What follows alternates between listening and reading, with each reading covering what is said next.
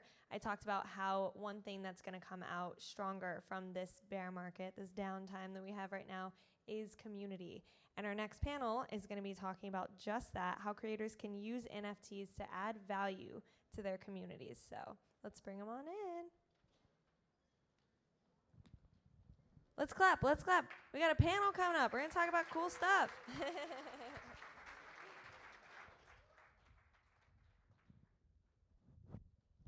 Hello. All my family and friends here.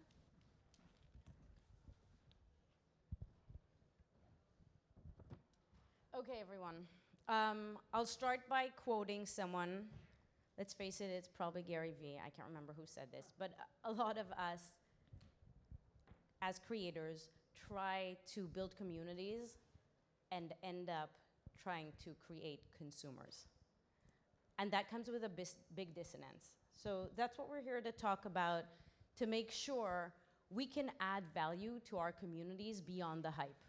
So you have a server, you have a Discord, you're dropping stuff, you're communicating, you're creating challenges and competitions, you're asking questions, but how do you continue to add utility and scale beyond to make people to want to continue to be members, to continue to engage and be part of your community? We have a wonderful panel here of very talented and successful people from different facets of the business. I'll let them introduce themselves one by one so you kind of hear who they are, what their background is, and what they'll be contributing to the panel. Thanks, Sharon. Hi, everyone. My name is Nick Casares. I'm the head of product at PolyantX. And we're building tools for Web3 creators and brands to give them the power to be able to engage their communities with new types of utility and rewards. And by rewards, I'm talking about things like building out a roadmap of value for your community, whether that's merchandise drops or phygital things or links to gated content, event access, VIP treatment, anything that you really want to dream up. So I come from the technology side. My background is in product management and user experience. And I've basically have grown up my entire career engaging communities, trying to understand how to serve them better. So Web3 to me is one of the most exciting things we've seen in the past decade.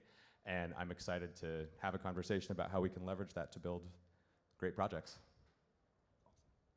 Hi, everyone. I'm Cam Rackham. I'm a professional artist for the last almost 20 years now. I fell into the metaverse sometime around the GameStop revolution.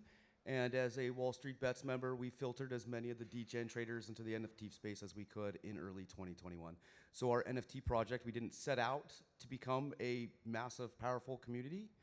We kind of fell into it and had to make a lot of the mistakes that I want you guys to avoid at some of this too. So we should talk about some of the real possibilities of things you can offer that are hard value and soft value.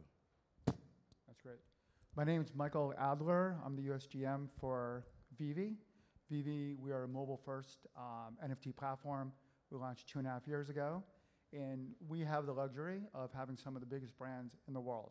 We have over 200 brands on our platform: Disney, Marvel, DC Comics, Warner Brothers, Coke, and hundreds of others. So we have the luxury of leveraging their communities, but we have to make their communities happy. But we also have our own community that we have to keep happy, so we have a dual thing that we have to keep everyone happy. And there's definitely challenges on both sides. Perfect, thank you. It's high time you get to meet me. I'm Sharon Weissman. I'll be your moderator for today. I lead the Power Station Studio creative agency in the US. What we do is mild to wild work. We did a lot of work around gaming, and now with a shift to Web3, we're designing with no helmet, no training wheels, and just having fun, making sure we honor the fans and we don't just feed the community. I'll start with a macro and then take it into the micro with these guys because they really deal with communities on a daily basis. Bake sales. Hear me out. I have 2 sons. Everything in their school, every time there's a problem we need to fix, there's something we need to raise money for, the solution is always bake sales. I was not born here. This is not my culture. I don't get it. So every time I try to challenge everyone and say, listen, it's a shit strategy. There's no margins. We end up investing ourselves We get all the ingredients, we bake, we invest our time and money, we end up standing outside the school selling baked goods, and in the end of the day, it's our kids and our friends that are opening their wallets and buying it. And I always lose. Always lose to the moms. It's always the bake sale in the end. It doesn't matter if the margins don't make sense, and it's a horrible sales strategy. And the reason I am bringing this out is the fact that most of the projects that I see out there are bake sales. People are investing their own money, ingredients, they're minting, they're working so hard. And in the end, it's their community, their friends, their family, their fans, that buy these. And it's great that they buy it once, but after that transaction, how do you keep them involved? How do you include them? How do you make sure they're seen? And the psychological reason that I always lose to these bake sales are the same thing we're dealing with here, is that in the end of the day, when I open my wallet, because the school band doesn't have a base, and I give you $100, I want to feel like I got something in return, right? Even if it's a fucking brownie in my hand right now. So that's fine. So we give them something. We give them an NFT. They bought it. Now what? Where is the utility?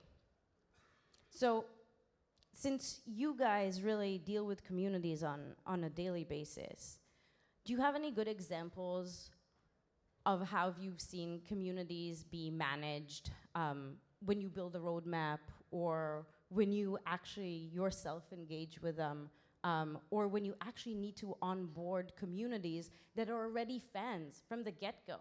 If I'm a Disney fan and now I'm now engaged in the VV Discord, I'm a pre-existing fan that now expects more in Web3. So I'll dive in first. So our background in the NFT space, we've been in the NFT space for about 3 years, and we have launched and also assisted with launches for multiple projects. And one of the things that we've noticed over time is that when it comes to getting people to the mint, that takes a certain amount of effort, right? You have to create the community, you have to create the excitement, you have to create the FOMO, and that's great, right? But that's just the start of the race. And really, to your point, Sharon, like, that's the brownie, great. You have an NFT now. But what we were really focused on is what comes after the mint, and how do you create lasting value, lasting engagement? How do you build a real narrative around that in a brand? And I'm curious to hear, you guys are coming from some different areas in the space, but I think it starts with having a vision that maps to core value, right? What do you stand for as a brand? What do you stand for as a product? What do you stand for as a project? Whatever it is that your NFT is focused on, what's the heart of what you're trying to deliver? And before you even think about starting the mint, you give some thought to how you want to deliver a community value over time, right? How do you want to engage these people for years? If you really believe in your project and you think that it's going to go somewhere and you're not just out for a cash grab, put some thought into that, because I think that there are some interesting ways, whether it's technology or community engagement through the way that you interact with your Discord or your communities, interesting ways, novel ways to dive in and start delivering on that longer view promise. So I think it's long-term thinking that gets away from the bake sale. I mean, after a time, you're going to know your community. Mine is going to be quite a bit different than a lot of other ones, as Wall Street Bets people tend to be a little bit more aggressive. They call themselves the smooth brain degens, and they're not kidding. They will, they'll ape and do something stupid and go into a shit coin or YOLO their life savings into something, and you want to kind of put some guardrails up and some. So a lot of the utility stuff that we've offered in the past was like CPAs and CFAs and financial advisors and economic well-being and planning like that. It's good things for people to know that. So if you are going to do something reckless and aggressive, which is very common in this space, like ape into a goblin, which I love, then you do want to set up some of those things for your community so they do come back to you too. You want to be the home-based community. People who get into NFTs don't have one NFT. They're going to have a lot. They're going to be involved in lots of collections. You want to be the collection that they like, and it's not because it's the art. What you're really selling is the utility of the community. Not like I got a thing, more like these are my people because we're the like-minded version of. Cam, just 1 second, Mike. You mentioned getting to know your community. How do you know? Collecting data from Discord is horrific. How do you really get to know your community? They all have different weird pictures of themselves. You don't know their gender. You could kind of start collecting data based on their behavior, right? How many NFTs they buy a year, when do they trade, what kind of NFTs are they attracted to? But how do you get more personal with them? So Discord is an abysmal system that as a manager or creator running it is very difficult. Is you get to be doxxed and all the thousands of people in your community are undoxxed and they all want to know all kinds of stuff about where their investment's going. And a lot of it's understandable and a lot of it's very one-sided. Scary. A little bit, right? So It's a necessary evil. and it really is. But you can find transactional data on the chain with the wallets. Are people selling off your product? Maybe they are. Maybe they're sick of whatever's going on, and maybe it's deserved, right? So a lot of those things you can be in tune to, but what a person on Discord actually is the only info they personally tell you, right, and their transactional history.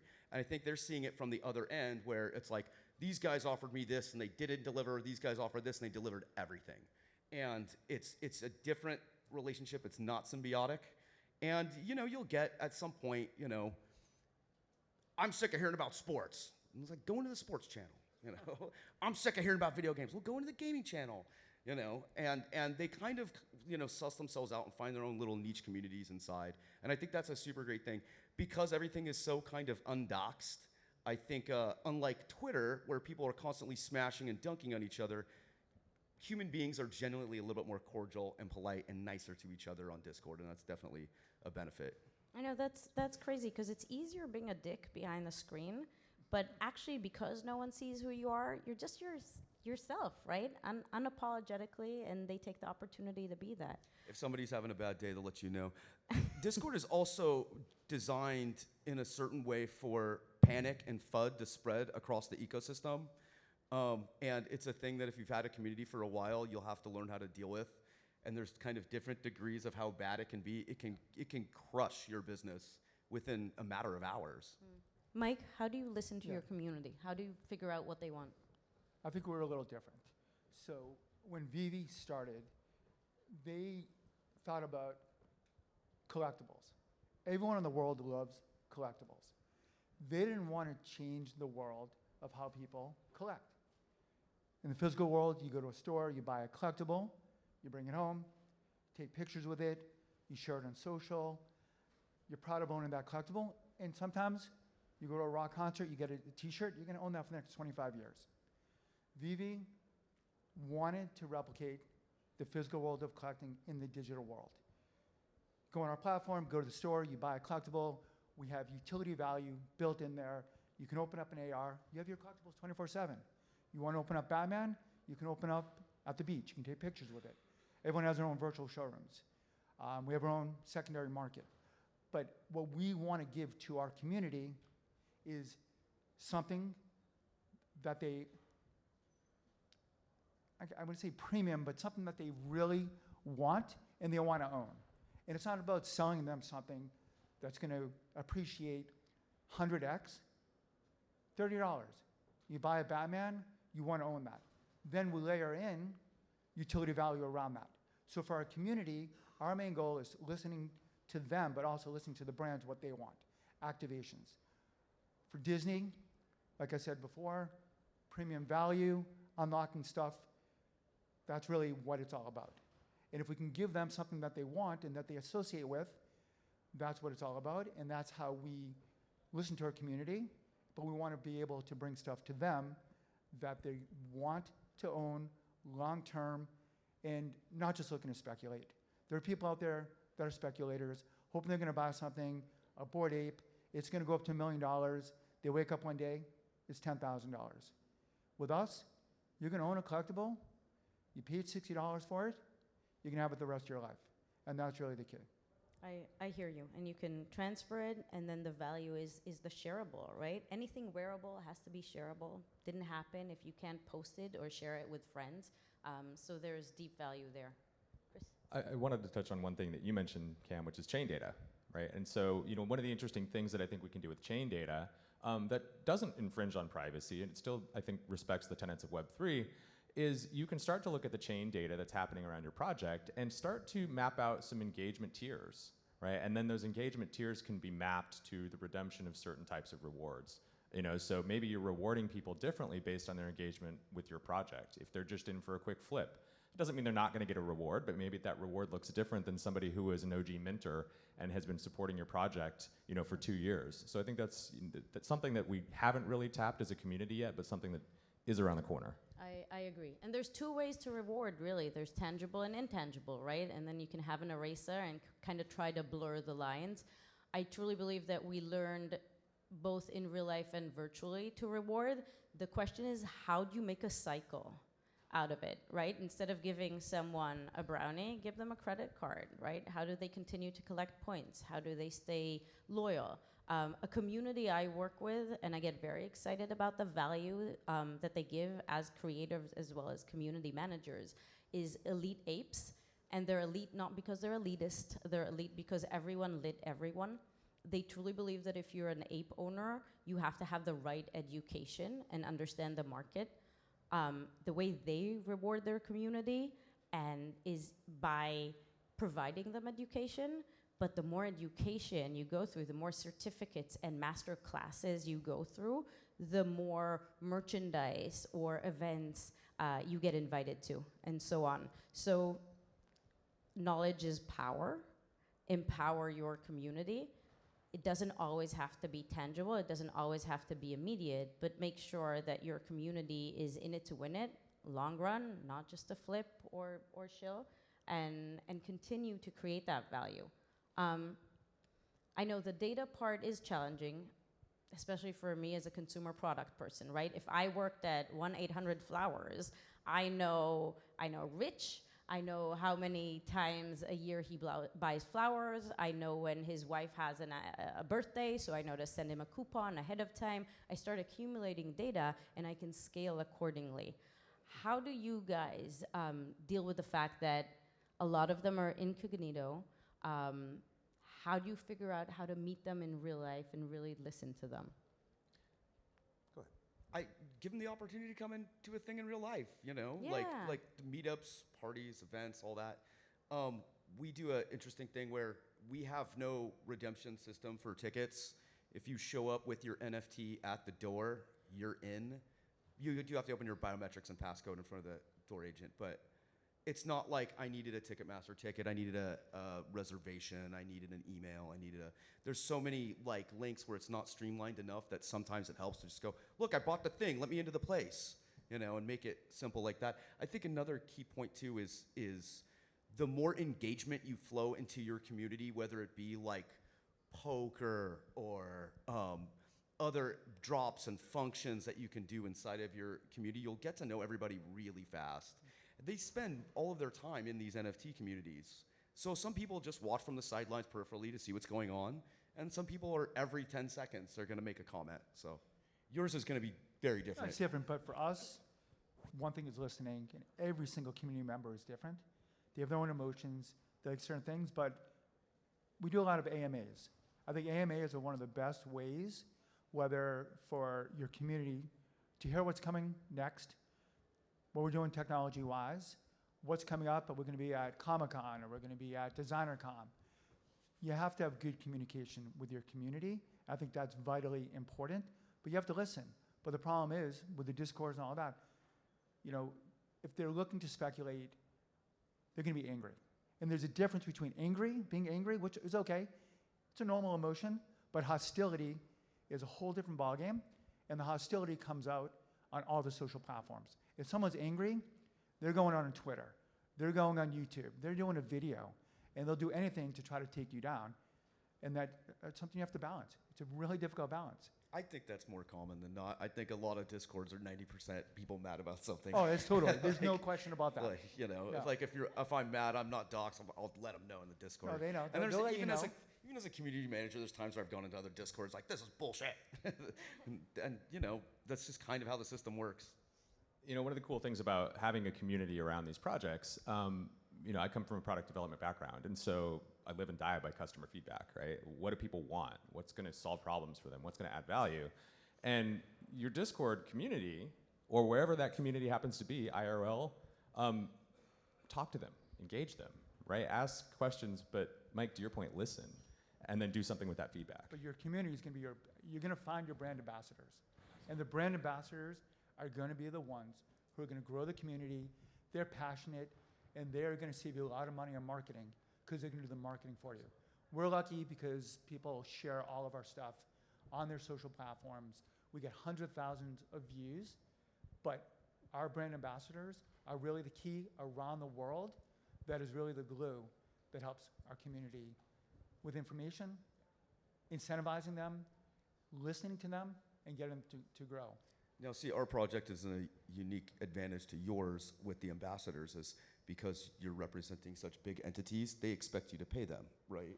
Whereas we tell them, no, our brand They do? ambassadors, they come on because I- they want collectibles. You know, And that's a whole it's different ballgame. fascinating that Rewarding. like there's so many people are adopting the space in the ambassador type categories. They're getting more excited. We offer our ambassadors nothing. You get to join the pay us. community and be the hero, right? Because if you're paying them, they're there because they're getting paid. We want believers and evangelists. Instagram, Not, YouTube, yeah. they're getting paid. Yes, it's So- true. It's true. It's true. Yeah, the And I money think there comes are somehow. ways, non-monetary ways to incentivize activity in your community Yes, and give them recognize stuff. people. Yeah, give them stuff. Like, Doing airdrops. yeah, You know, if absolutely. they own stuff, sending them a T-shirt. Absolutely. Small things will make them happy. Right, but when we were bringing Inviting rappers them in, to events. when we were bringing rappers in, it was like, look, this isn't a cash deal. Like, we're gonna make you some custom NFTs, and we want you guys to join the community. Join us. We're all gonna, get rich together.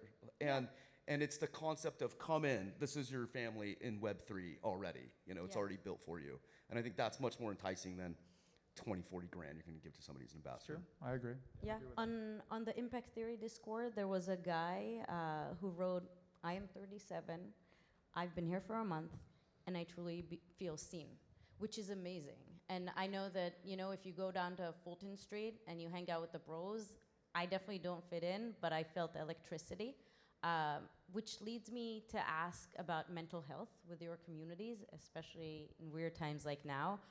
Cam, I know that you have an entire community about mental health and kind of listening and Yeah, we had to set up some mental health channels with the stock market downturn since we have so many options traders that were getting their throats cut.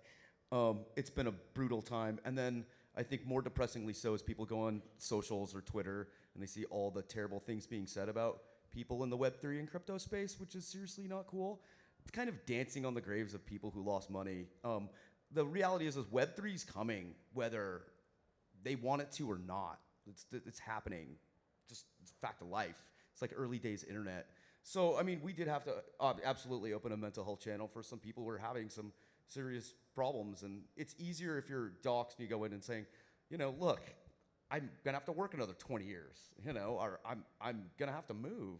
That shit's traumatizing. And sometimes inside of your NFT community, it's good to have those kind of, safety cushions. Well, and I think that maps back to the whole title of this talk, right? How do you add value, after the hype? And part of the value of a community is support. And this is one of those things that you can add. It doesn't cost you anything. It costs you. You have to care, right? That's the cost. Is you have to care about people, and you have really to set have up to care, right? You have to be authentic. I absolutely. think that's the message here. Yeah. Like, be real with your community. and set up ways for them to feel that and to also pass that on to the rest of the community. And I think that's how it grows, and that's how you build true community. That's what Discord is for. Caring. I admit, I think Phygital is the answer to add value. I think the physical products, they have to make sense. They have to tie into the mission. They have to have, maybe it's an NFC code, maybe it's a redemption code. Shoes that we manufacture then will unlock opportunities within a game. You can jump higher, you can run faster. That is something that you could always do. Do you have examples of great product that you see out there beyond the guy on the 9th floor offering me a t-shirt that I don't necessarily Roblox? want? My son who comes to me every hour, Yes. rather buy shoes on Roblox than in the real world. Yeah. Fair enough, Robux. Do you guys have any exciting What? product examples to? We're actually building Interesting. something really exciting. We've been working on it for 5 months, which is longer than I probably worked on anything. Is we have a game system we're building inside of our NFT community where you can gamble your NFT, and we can actually change the art traits after the NFT's been minted. So you can like take them into a digital options market, and you can get rich traits like a Jeff Bezos super yacht, or you can get homeless traits like a little tent on the side of the freeway. Or we burn the NFT in your wallet, so we have real stakes. So every day is going to be reveal day. It's really exciting. Helps with a community that has high risk tolerance, right? I don't think it would work another way, but yeah, we're excited. Yeah, I'll take 15 seconds. We're working on a project with a client right now that is extending, so they're a Web 2 company, they're in the event ticketing space, but they're extending what they do to Web 3 by opening this up to a founder's NFT, which then gets people an unlock for their services in perpetuity. Love And they're that. building this in from the beginning. They're smart about it. They're building it in from the beginning. It's part of their revenue model. They know what they need to do. But this is going to not only open the service up to the founders of those NFT, or the holders of those NFTs, but they'll get perks, VIP Strategy. experiences, bucket list, et cetera. And for Vivi, we're building a master collector program, and that's really going to be the glue for loyalty. And if you own stuff It's and that credit unlocking card, value, right? that's what it's all about. Yeah. The beautiful blue lady will have me by dawn. So we have to wrap it up. Thank you so much for your time. Thank you, New York. Have fun out Thank there. you. Thank you so much.